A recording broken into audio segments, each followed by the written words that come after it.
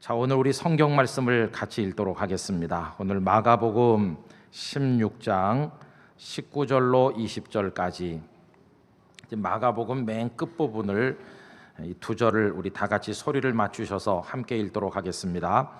주 예수께서 말씀을 마치신 후에 하늘로 올려지사 하나님 우편에 앉으시니라. 제자들이 나가 두루 전파할세 주께서 함께 역사하사 그 따르는 표적으로 말씀을 확실히 증언하시니라. 아멘. 여러분들께서 한두 번은 다 들어보셨거나 읽어보셨을 만한 글을 제가 읽어드리도록 하겠습니다. 여기 한 고독한 생애가 있노라. 그가 나신 곳은 이름 없는 한 벽촌. 그의 어머니는 보잘것없는 시골 여인. 그는 나이 30에 이르기까지도 오히려 이름 없는 비천한 목수. 그 후 3년 그는 방황하는 전도자. 그에겐 한 권의 저서도 없으며 아무런 지위도 없으며 따뜻한 가정도 없으며 대학 학력도 없으며 그에겐 큰 도시의 견문조차도 없이 그의 여행은 기껏 800리도 못 되는 거리. 그에겐 세상에 소위 위대하다는 것이라곤 아무것도 없이 그가 내놓을 수 있는 이력서는 오직 그 자신의 삶 하나뿐. 그의 삶은 참으로 비참하였으니 3년의 전도와 사랑의 실전 끝에 그에게 돌아온 것은 오히려 무리들의 배척, 제자들의 배신과 부인, 그리고 원수에게 넘겨져 조롱과 재판을 받고 마침내 십자가에 못 박혀 죽기까지. 이렇게 이어지는 글입니다. 이 글은 작자 미상에 제목은 한 고독한 생애라고 붙여져 있는 글입니다. 이미 아셨겠지만 이 글은 우리 구주 예수님의 삶을 묘사하는 내용입니다. 예수님이 고독한 생애를 사셨다는 것입니다. 이사야서의 언급대로 고운 모양도 없고 풍채도 없이 살다 가신 분이 우리 예수님 아니십니까? 여러분, 예수님은 탄생 때부터 너무나 고단하셨어요. 보통 사람들만 해도 따뜻한 방 안에 나는데 예수님은 베들레헴 마구간에 나시지 않았습니까? 그 이후에는 헤롯의 칼날을 피해 저 멀리 애굽으로 피신을 가셔야만 했고, 거기서 돌아온 이후에는 저 변방이라고 할 수 있는 갈릴리 지역 나사렛 동네에서 사셨습니다. 늘 예수님께 꼬리표처럼 따라다니는 말이 나사렛 사람이라고 하는 것인데, 이 나사렛 사람이라는 것은 요즘식으로 바꾸면 볼품 없는 시골뜨기 정도로 우리가 이해할 수가 있겠습니다.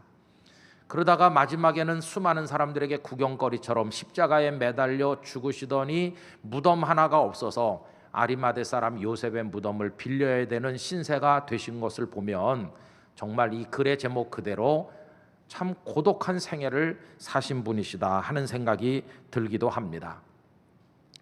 어느덧 시간이 흘러서 2016년 7월의 첫 주일을 우리가 맞이하고 있습니다.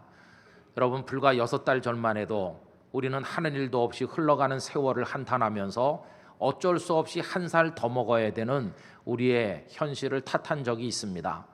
그러나 우리는 어쩔 수 없이 한 살 더 먹었고 마음으로 다짐했습니다.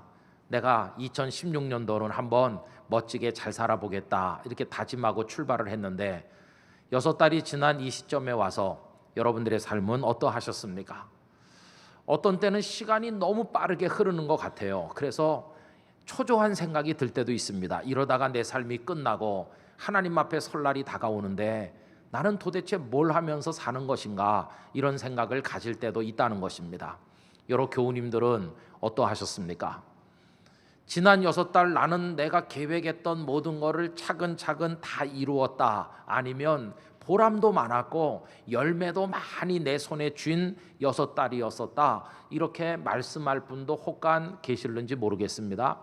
그러나 아마도 대부분의 교우님들은 참 아까운 시간이었는데 별로 한 것도 없이 오히려 잃어버린 게 많고 가슴 아픈 게 많고 오히려 후회가 되는 일도 너무 많이 하면서 아까운 시간을 허비했다는 생각을 하시는 분들도 많이 계실 것입니다. 앞에서 읽어드린 글대로 예수님의 생애만 고독한 생애인 것이 아니라 나도 고독하고 내 인생도 슬프고 나도 참 마음 아픈 그런 인생을 살아가는 게 아닌가, 이런 생각을 한다는 것입니다. 그럼 여러분 어떻습니까? 우리가 주님이라고 믿는 예수님도 고독하고 초라한 인생을 사셨는데, 그 예수님을 믿는 우리들도 역시 그와 같다면 바깥에서 볼 때 저 예배당 안에 있는 모든 사람은 다 같이 비참하고 다 같이 고독하고 다 같이 슬프기만 한 인생을 사는 사람으로 보여질 게 아닙니까? 여러분, 우리 인생이 정말 그렇게 끝나고 마는 것일까요? 우리는 2014년 1월 1일 밤 12시 여기 송구영신 예배를 드릴 때부터 마가복음 1장 1절부터 시작을 했습니다. 그리고 온 2년 6개월이 지나 오늘 16장 맨 끝자락에 도달을 하였습니다. 그런데 오늘 읽은 이 두 절 말씀 가운데 한 절이 예수 그리스도의 삶도, 그리고 그분을 주님으로 믿고 따르는 오늘 그리스도인인 우리들의 삶도 결코 고독한 것도 아니고 초라한 것도 아니고 오히려 반대로 영광스러운 것이다 하는 것을 우리에게 보여주고 있습니다. 그래서 이 한 절 말씀이 얼마나 우리에게 소망이 되고 빛이 되는지 말할 수가 없습니다. 여러분, 그 한 절은 어떤 말씀일까요? 오늘 읽은 두 절 가운데 19절 말씀을 다 같이 소리내서 읽어보도록 하겠습니다. 주 예수께서 말씀을 마치신 후에 하늘로 올려지사 하나님 우편에 앉으시니라. 아멘. 이 말씀이 분명하게 이야기하는 것은 예수님의 생애는 땅에서 끝나지 않았다는 것입니다. 예수님의 삶은 여기서 종결된 것이 아니라 하늘에 오르시어 하나님 우편에 앉으셨다고 말씀함으로써 우리 주님은 하늘로 연결된 분임을 분명하게 말씀해주고 있지 않습니까? 여러분, 여기 하늘은 어떤 곳일까요? 여기 하늘이라고 번역된 우라노스라고 하는 헬라어 단어는 땅이라는 개념과 대조되는 의미에서 사용되고 있습니다. 이 땅이 여기 아래에 있는 것이라면 하늘은 위에 있습니다. 땅이 슬픈 곳이라면 하늘은 기쁨의 장소입니다. 땅이 절망의 장소라면 하늘은 소망의 장소입니다. 땅이 허무한 곳이라면, 그리고 유한한 곳이라면 하늘은 영원한 곳입니다. 이 땅이 더럽고 죄로 인해서 얼룩진 오염된 곳이라면 하늘은 거룩하고 아름다운 곳입니다. 그래서 이 하늘을 이렇게 설명할 수 있다면 우리 예수님께서는 하늘로 오르시었다. 할렐루야. 그렇게 이 말씀이 말씀하고 있는 것이죠. 여러분, 이 우라노스라고 하는 하늘로 번역되는 단어는 하나님이 계시는 하나님의 자리로 이해됩니다. 예를 들면 마태복음 6장 9절에서 우리 예수님은 우리에게 기도를 가르쳐 주셨고 우린 그 기도를 주기도문이라고 부르는데, 거기서 하나님을 어떻게 부르라고 가르치십니까? 하늘에 계신 우리 아버지여, 이렇게 부르도록 가르치시죠. 하나님께서는 하늘에 계신 하나님으로 설명되고 있어요. 그리고 보면 하늘이라고 하는 곳은 우리 하나님 아버지의 처소요, 하나님의 계신 곳이라는 걸 알 수 있지 않습니까? 그런데 예수님께서 바로 그 영광스러운 곳으로 올려지셨다고 오늘 말씀이 이야기합니다. 여러분, 우리 예수님은 결코 고독한 인생으로 끝난 분이 아닙니다. 그분은 본래부터가 하늘에 속했던 분이셨어요. 영광의 자리에 계셨습니다. 그런데 그분이 이 땅에 잠깐 하나님의 아들이라는 신분을 가지고 내려오셨을 뿐입니다. 그런데 그분이 다시 원래의 그 자리로 올라가신 것을 오늘 말씀 19절이 하늘로 올려지셨다고 말씀하고 있는 것입니다. 여러분, 예수님의 이 하늘에서 땅으로 내려오신 것과 다시 땅에서 하늘로 올라가신 것을 잘 말씀하는 귀절은 에베소서 4장 9절과 10절인데 좀 이해하기 쉽도록 하기 위해서 쉬운 성경 번역으로 우리가 화면을 보면서 다 같이 읽어보기를 원합니다. 함께 읽겠습니다. 높은 곳으로 오르셨다라는 말은 무슨 뜻입니까? 그것은 그리스도가 먼저 이 땅에 내려오셨음을 뜻하는 말이 아닙니까? 이렇게 내려오신 그분은 다시 하늘로 올라가셨습니다. 그리스도는 모든 것을 완성하시기 위해 다시 하늘 위로 올라가신 것입니다. 아멘. 여러분, 우리가 우리 주님 이렇게 부르는 그분은요, 우리처럼 땅에 속하여 땅에서 허덕이다가 끝나는 그런 초라한 분이 아닙니다. 여러분, 우리 다시 한번 확인합시다. 우리 주님은 하늘에 속한 영광스러운 분임을 우리가 다시 한번 깨닫게 되기를 원하는 것입니다. 그런데 그 영광스러운 하늘에 계신 그분이 왜 그럼 이 땅에 뭐 때문에 내려오신 것입니까? 한마디로 말하면 저와 여러분을 구원하시기 위해서입니다. 무엇으로부터? 죄로부터, 그리고 죄가 가져오는 형벌인 죽음으로부터, 그리고 이 두 가지를 가지고 우리를 지배하던 사탄의 손에서 우리를 건져서 영원히 구원하시기 위하여 예수님 이 세상에 내려오신 것입니다. 전에도 종종 말씀드리지 않았습니까? 어떤 수렁 웅덩이에 한 사람이 빠져서 사람 살려 이렇게 하고 있는데 어떤 이가 지나가면서 물끄러미 쳐다보더니 한마디 했다고 그러잖아요. 이보게, 내가 평소에 이 웅덩이가 위험한 곳이니 여기 와서 놀지 말라고 그렇게 말했는데 내 말 안 듣고 그 꼴이 도대체 뭔가, 자업자득이니 거기서 당하는 게 맞네, 그러면서 휑하게 갔다는 거예요. 그가 누군가 했더니 공자님이시더래요. 공자님. 조금 있다가 어떤 이가 와가지고 그 사람을 측은하다는 것듯이 보면서 이렇게 말했답니다. 세상살이가 다 공즉 색이고 색즉 공이니 사는 게 죽는 거요, 죽는 게 사는 거니 웅덩이 바깥에 있으나 웅덩이 속에 있으나 다 똑같으니 그냥 거기 있게, 그렇게 하고 갔다는 거 아닙니까? 그분이 누구십니까? 석가모니라고 그래요. 누가 만든 얘기인지 희한해요.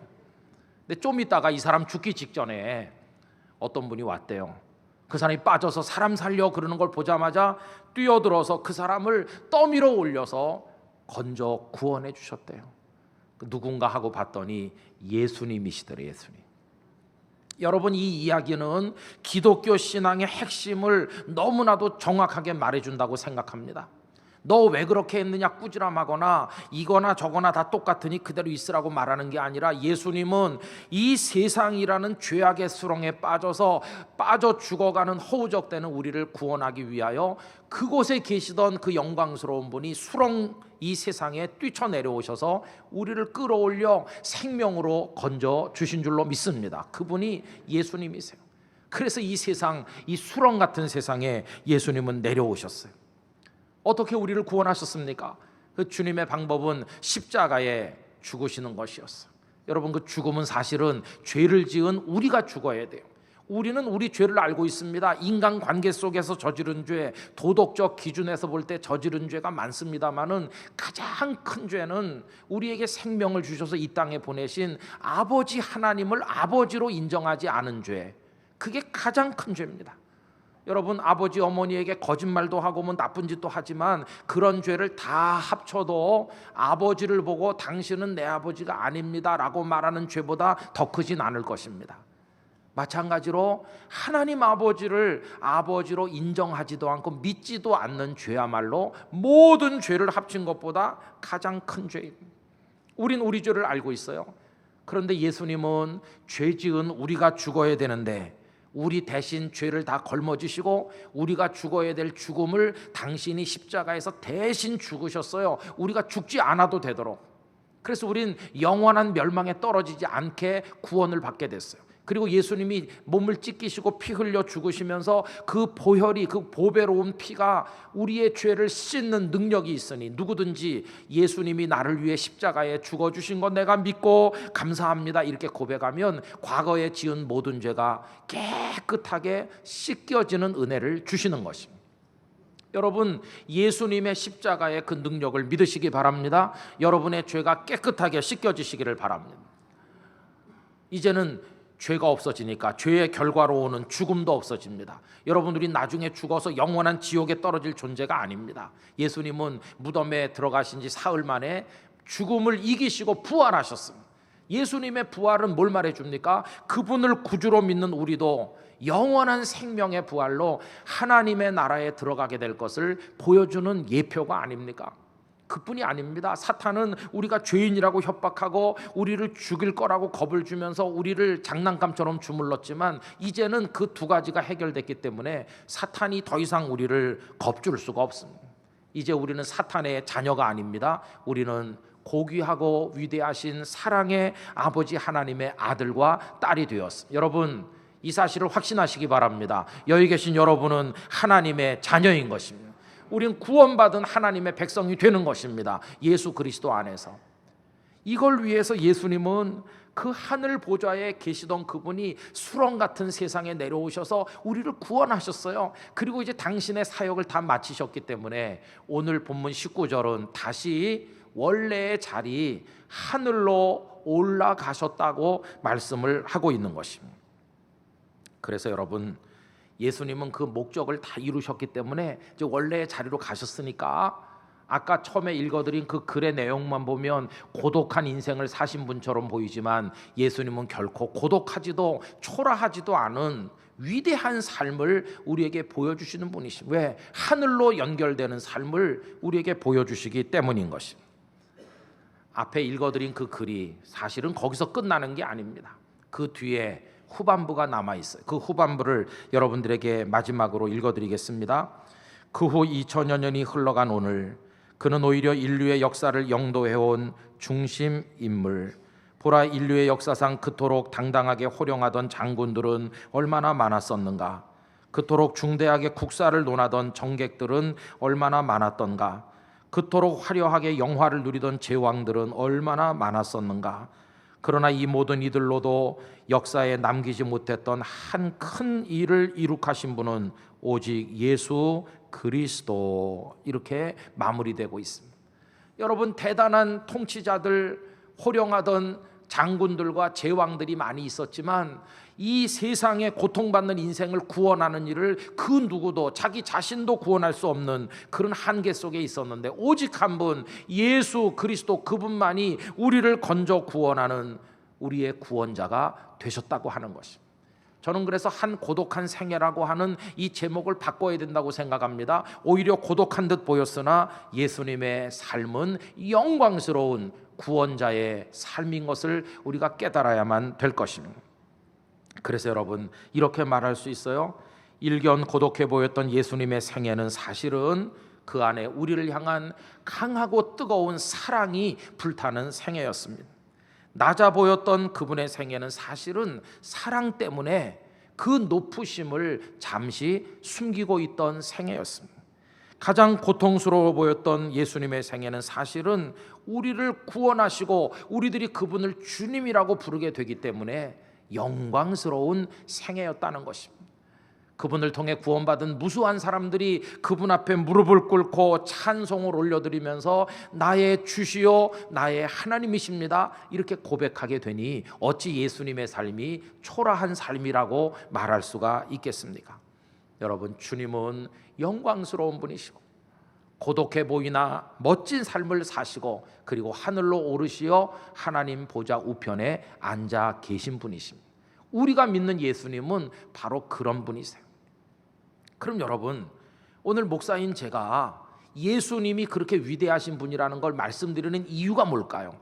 그분이 그런 분이시다 하는 걸 알려드리는 목적만이 전부일까요? 아닙니다. 그거 말고 또 하나 중요한 게 있어요. 우리가 그걸 알아야 되는 이유, 그게 뭐냐 하면 그분이 하늘로 올려지신 위대한 분이신 것처럼 저와 여러분도 땅에서 시작해서 땅에서 끝날 비천한 존재가 아니라 우리 역시 하늘로 올려짐으로 영광스럽게 될 존재라는 사실을 여러분들에게 말씀드리고자 하는 것입니다. 여러분, 하나님께서는 우리에게 큰 복을 주십니다. 하나님이 주시는 복이 뭔지 아세요? 우리로 하여금 하늘의 사람이 되게 하신다는 것입니다. 하나님이 내려주시는 복을 에베소서 1장 3절, 우리 쉬운 성경의 번역으로 화면을 보면서 다 같이 읽어보십시다. 우리 주 예수 그리스도의 아버지 되시는 하나님께 찬양을 드립니다. 하나님께서는 하늘에 있는 모든 영적인 복을 그리스도 안에서 우리에게 내려 주셨습니다. 아멘. 하늘에 있는 모든 복을 우리에게 주셨대요. 이 예배 오신 여러분, 이 복을 반드시 받게 되시기를 축원드립니다.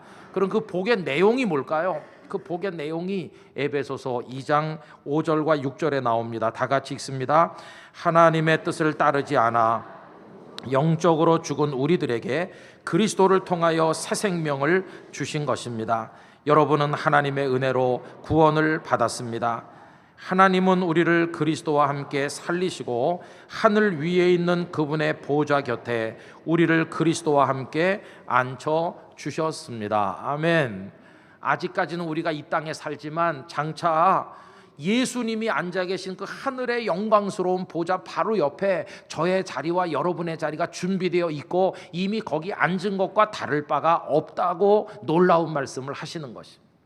여러분, 예수님만 하늘에 올려지시는 분이 아니라 우리도 하늘에 올려질 하나님의 사람인 걸 잊지 마시기를 부탁드립니다. 우리는 하늘의 사람인 것입니다.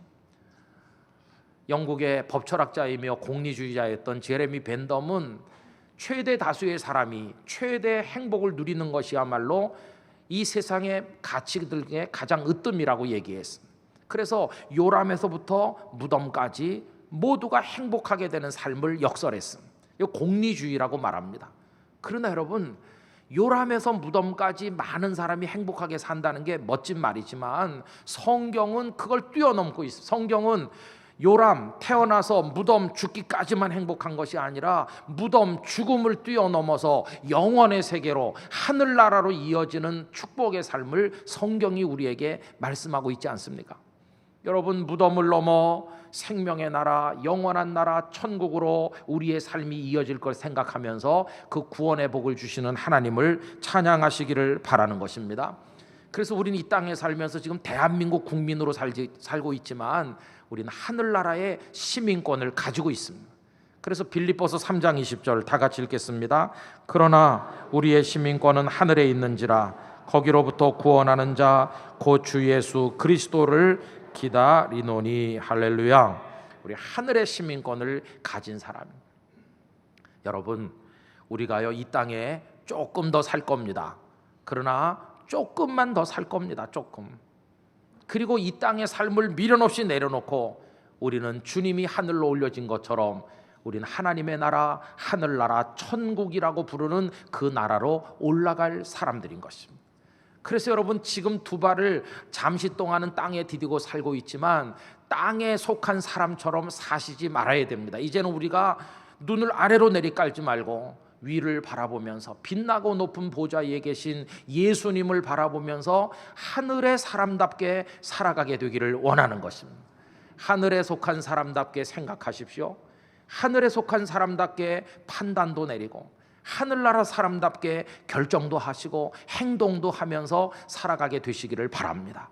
이 땅, 이 세상은 우리를 슬프게 만들고 외롭게 만들고 우리를 울게 만들지만 하늘나라의 시민권을 가졌음을 생각하며 우리보다 먼저 가신 그 주 예수 그리스도를 생각할 때 우리 마음에 기쁨이 가득할 것입니다.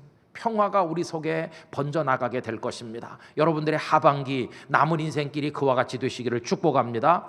그 주님을 가슴속에 모시고 살 때 여기 붙어있는 캠페인처럼 우리는 미소 지을 수 있을 것입니다. 그리고 때로는 활짝 웃을 수 있을 것입니다. 하늘의 기쁨이 여러분들 안에 웃음으로 나타나게 되기를 축원하는 것입니다. 그런 마음으로 하반기를 사시고 남은 평생을 살다가 나중에 하늘로 우리가 올려지는 그날이 왔을 때 땅끝 교회 교인들, 이 3부 예배 오신 여러분 중에 단 한 명의 낙오자도 없이 주님 옆에 하늘 보자 거기서 다 같이 만나게 되기를 예수님의 이름으로 축원합니다. 다 같이 기도하겠습니다. 오늘은 제가 기도합니다. 오 거룩하신 아버지 하나님, 주님은 결코 고독한 인생, 초라한 인생을 살다가 땅에서 끝난 분이 아니셨습니다. 주님 본래 하늘 보좌에 계시던 분으로 수렁 같은 세상에 우리를 건져 구원하기 위하여 잠시 오셨다가 다시 영광의 보좌로 오르신 위대한 분이십니다. 이제 우리 고개를 들어 하늘을 바라보길 원합니다. 나도 하늘에 오를 자임을 깨닫게 되기를 원합니다. 하늘나라의 기쁨과 감사를 가지고 주변에 미소 지으며 웃으며 세상을 이기는 하나님의 사람으로 살아가게 하여 주시옵소서. 주 예수님의 이름으로 기도 올리옵나이다. 아멘.